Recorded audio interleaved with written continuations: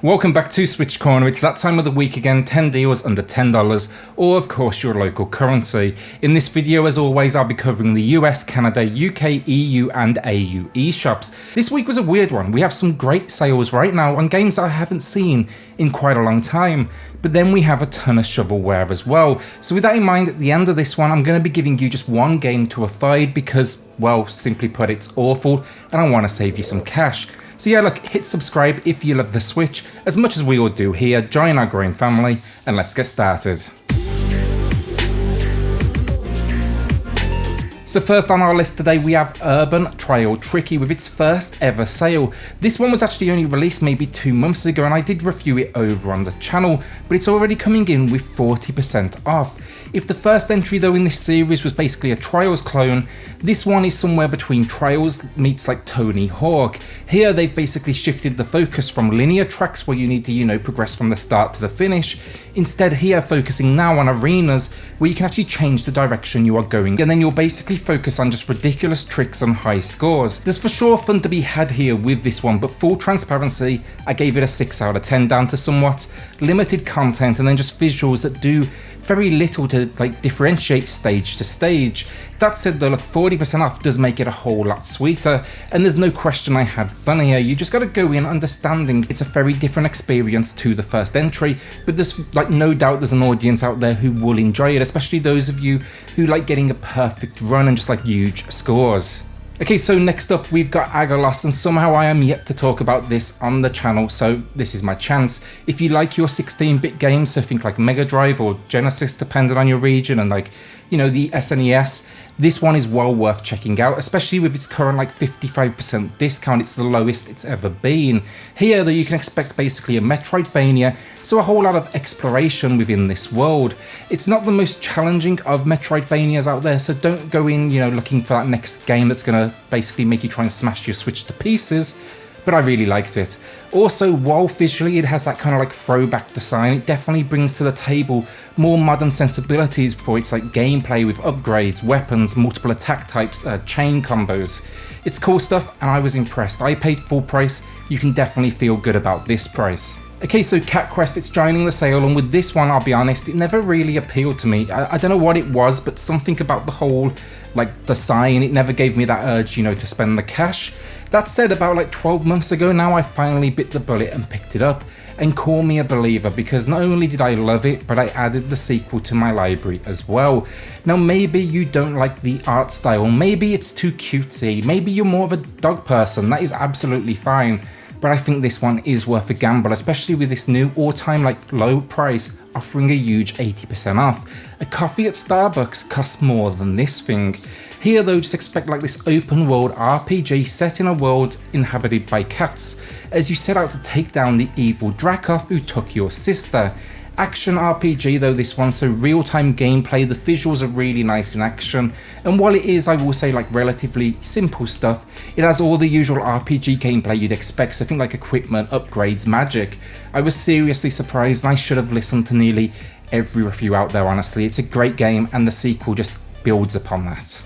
Another one now for you that I should have probably talked about sooner, but Rive Ultimate Edition. This one is nearly always on sale, honestly, but still just worth it. If you are one of the few out there yet to add it to the library, just do it.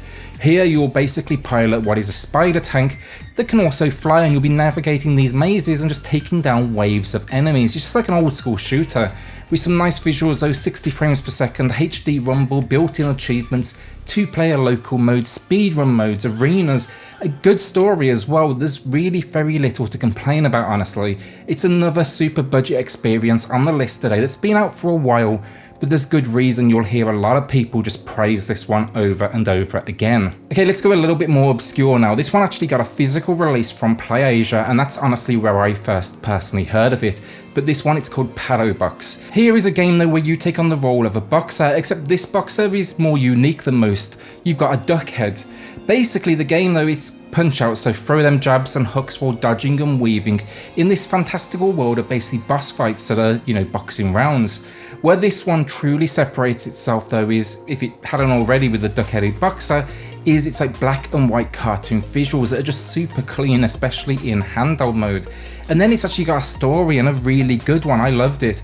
You're basically out to get retribution against an evil corporation. Here though, story is where it like embraces its visual novel style backbone. With great fights though, a decent soundtrack, motion controls, they're not perfect but they're not bad at all, and then a story mode as well as a straight up arcade mode. I really enjoyed this one personally. I paid full price and 70% off now. This is the best price we've ever seen. Okay, so now pretty much the biggest and most obvious discount this week, but we got Doom, Doom 2, Doom 3 and Doom 64. 1, 2 and 64, they are coming in with 50% off, making them an absolute steal. But I want to say my pick of these four, and this will no doubt be a little controversial, but Doom 3, mainly because I've played the others to death at this point, but I also really just like that game. It was just such a departure for the series. The graphics at the time were just absolutely stunning, and for a moment it dropped that kind of like frantic run and gun action we're so used to, swapping it out for a more like tense and horror focused experience, and for me it really worked. It's just very original. If you play the entire Doom collection, all of them, this one just tries something that feels very different, and as a fan of the series, I remember finding this one just so exciting. It was the first time I played a Doom game where I actually felt like tense and nervous. Now granted, for many that's probably a reason to dislike it, but I think with 50% off, it's more than worth it. If you do have the room though and the bank account space, I would seriously just consider picking up this whole collection. You really can't go wrong with any of them when the series is just, well, pure genius. Okay, so my pickup of the week now, and as always can't recommend it, but this is one I'm taking a risk on, so maybe you want to join me for the ride. This week it is a crazy cheap one though, at least, and that is the Video Kid. This came just so highly recommended in the comments on like my last 3 or 4 like reviews and deals videos, so it was something I had to check out. I got this one with gold points, I always say, but when they're this cheap, always check your gold points. There's a good chance you'll be able to get it for free. And yeah, looking at this one, honestly, I can't deny the visuals look great. It seems reminiscent of Paperboy, and honestly, if this one gives me like a retro wave soundtrack to match these visuals, I'll for sure be giving it a thumbs up and considering it a wise purchase. If you have played this one though, as always, let me know if I've made a good choice, or feel free to mock me in the comments below. Okay, so point and click fans, The Adventures of Bertram Fiddle, Episode 1, A Dreadly Business, and then Episode 2, A Bleaker Predicament. Growing up, my video game diet was nearly exclusively just point and click adventures. Think Your Broken Swords, think Monkey Island, think Grim Fandango. In fact, I have 2 massive art prints of Grim Fandango on the wall right in front of me. I love me some point and click adventure, and these are solid entries to that very genre. They don't compare to the classics I listed, but the world here is weird, the art style unique, and the characters are very entertaining. They're set in like a Victorian England, and in the first game you're going to be tracking down a serial killer, and then in the second, well, just more murder and mystery. Slight price difference between the 2 games here, but not only is the second obviously a more recent release, but the runtime of that one, it's almost double the first game. It's not bringing anything new to the genre, but it really doesn't need to. If you like point and clicks, you're probably going to like this, and the discounts are solid. The first one's 80% off, second 60% off. I was really impressed with these, but I wouldn't skip that first game. I would start there and then move on to the second. So before we do get to the final good game of the week and that, bad game I was talking about earlier in the video, I want to quickly give you a few that I've talked about before, but I just want to quick fire through them because they're at all-time lows, or at least matching their previous low. First, Cosmic Star Heroine, it's coming in with 86% off, and what a game this is. A traditional RPG, but it's a great one. It's science fiction adventure full of conspiracies, battles, aliens, robots, great soundtrack, free worlds to explore. If you like your RPGs, it's a good one to consider. Then The Flame in the Flood. This survival one isn't perfect, but it has this stunning isometric art style that I just couldn't resist. And yeah, you'll basically float around in your ship with your dog, and the charm just hooked me as I tried to survive this post-apocalyptic world that's actually procedurally generated as well, meaning there's a lot of replayability here. Now Earthlock, another RPG, but this one's channeling PS1 era adventures with a crisp 3D visual style. It's got a great story though about rescuing your uncle from a cult. On release, I will say this game had a ton of problems. It was on the Wii U originally, and this is basically an entirely different game. What I respect here is the devs didn't just move on to the second game, instead they doubled down and fixed this one. This new version on the Switch, this is incredibly well done, and I really respect what they did to go back here and kind of listen to the audience. Finally then, for these quickfire ones, the mighty La Mulana. Not only is this the hardest game on the list today, but probably one of the most difficult games on the console. Retro through and through, this will not not hold your hand, it will give you zero direction, it's challenging as hell, and you may break your Switch. Also, my advice for this one, bring a pen and paper to take notes, because you're going to need it as you try and find the secret to eternal life. So our final good game of the week then, and one I haven't actually thought about in some time, but Figment. This one came out back in 2018, and it's basically a puzzle game with some minor isometric hack and slash gameplay for good measure. So do think like almost, you know, a Zelda-fied, but please don't take that as this is like Zelda, because it's really not. You'll explore these like small, unique locations, figure out puzzles, and take out enemies. The idea here is you're basically in someone's mind, and you play the small voice of courage that must basically get rid of all the bad. The two words I think of playing this one though, just quirky and whimsical. It's just so different. It also has an amazing soundtrack that's something special and just really adds to the entire experience.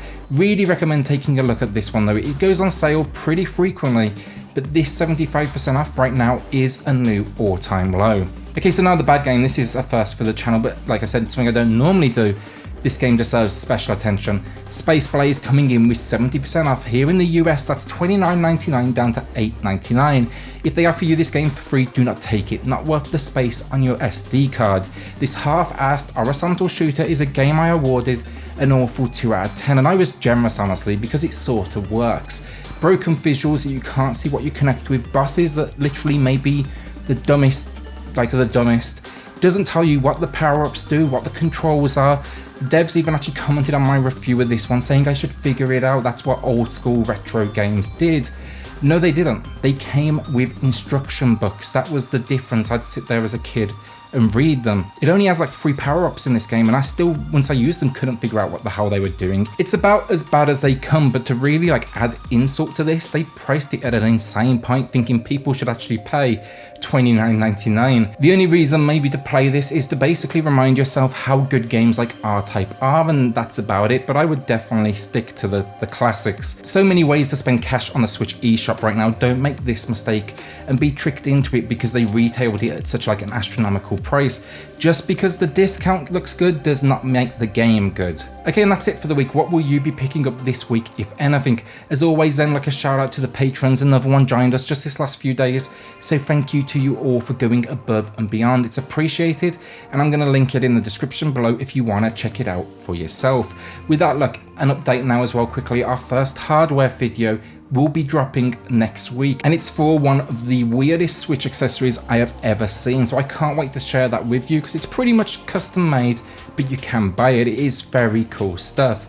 Then finally, look, if you're new here and you haven't already, hit subscribe, join our growing family for hidden gems every Tuesday, deals Thursday and Saturdays, what's coming up in the next week on the Switch on Sundays, and then basically reviews and soon to be hardware breakdowns the rest of the time. With that, I'll talk to you all in the comments below, and I'll see you all on the next video. Thanks everyone.